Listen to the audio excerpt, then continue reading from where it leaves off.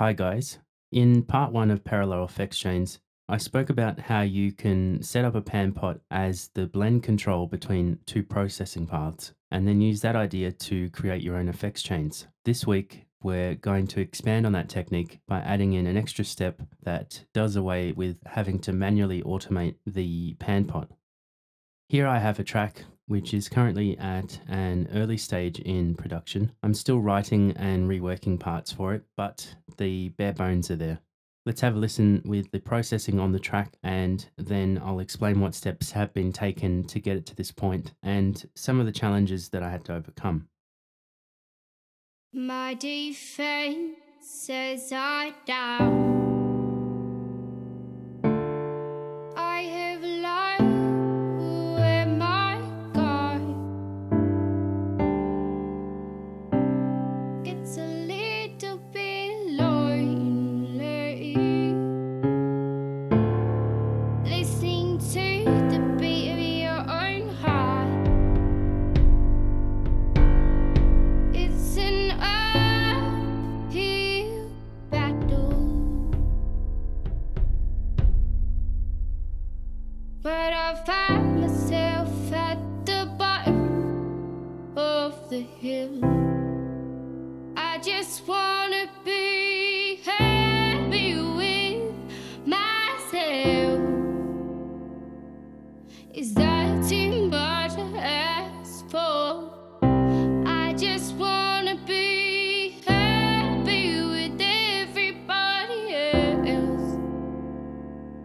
Is that too much to ask for? I need you now more than I've ever needed you before. So don't you bet you love me now. I need your help.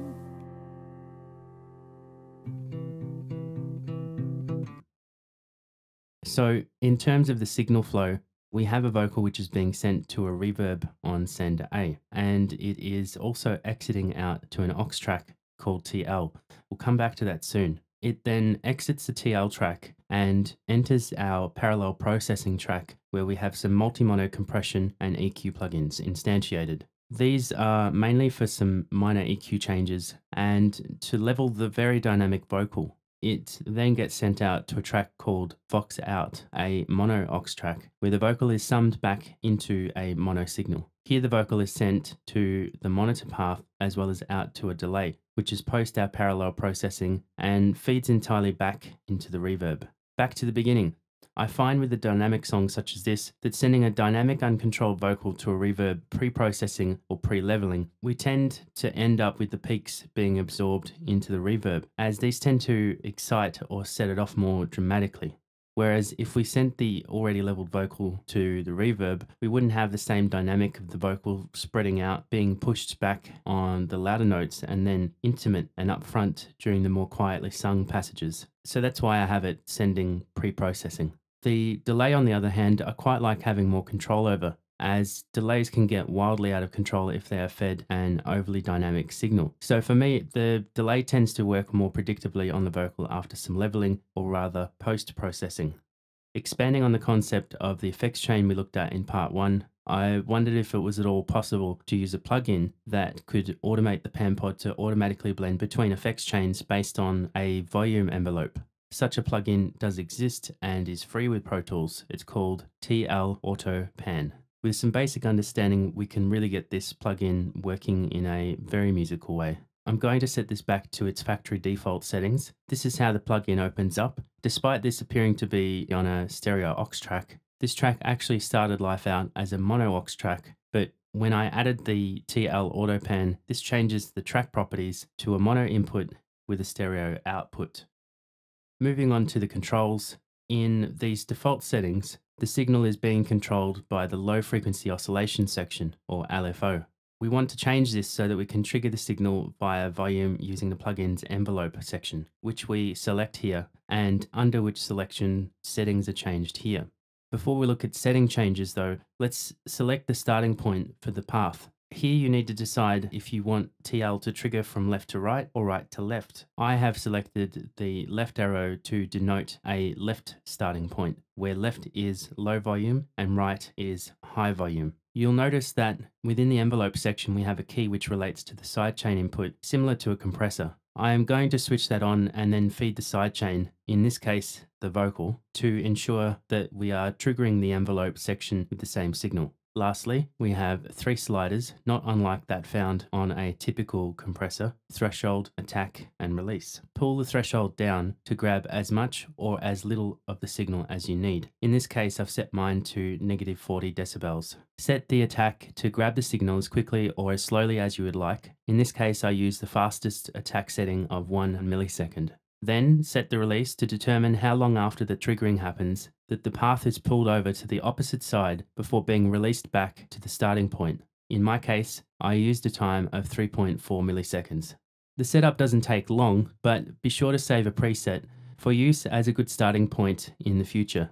In this configuration, when the vocal is sung softly, the pan is over on the left side. When the volume of the vocal increases, it triggers the envelope threshold, which then reacts in accordance with the set attack and release times to then dynamically reroute the signal over to the right side. This information then outputs in stereo to our parallel processing track. Let's for a moment talk about the vocal. Before processing, the difference between RMS and peak levels was approximately 18 decibels. The vocal has been tracked at home with some rather conservative gain to avoid any overs, but without any insert compression. Its dynamic range is pretty concerning, and I personally don't think that any kind of traditional compression treatments will be able to deal with this wide dynamic range without some obvious artifacts creeping into the sound. The remarkable thing about this technique, I suppose, is that we have 2 separate independent thresholds on the left and right sides of this multi-mono compressor, and then an additional threshold also based on volume that controls when and how fast the transition between the 2 different compression settings takes place. The TL auto pan enacts this shift without any prejudice for what is happening volume-wise on either of the effects chains. This gives great scope as to what we can do on each side of the effects chain, as the TL is effectively being used as a sidechain trigger for the blend between the 2 chains. In other words, the fact that we have completely different gain structures on both the left and right sides is of no consequence to the decision-making process for the TL auto pan. It only listens and reacts to the sidechain. Now, in regards to the vocal for this ballad, the last thing we want to do is restrict the dynamics too much. So, putting our engineer's cap on for a moment, we have a vocal that very quickly transitions from very soft to very loud and back again, with neither extreme being particularly useful. One is too soft and the other too loud. But I find myself at the bottom of the hill. I just wanna be happy with myself.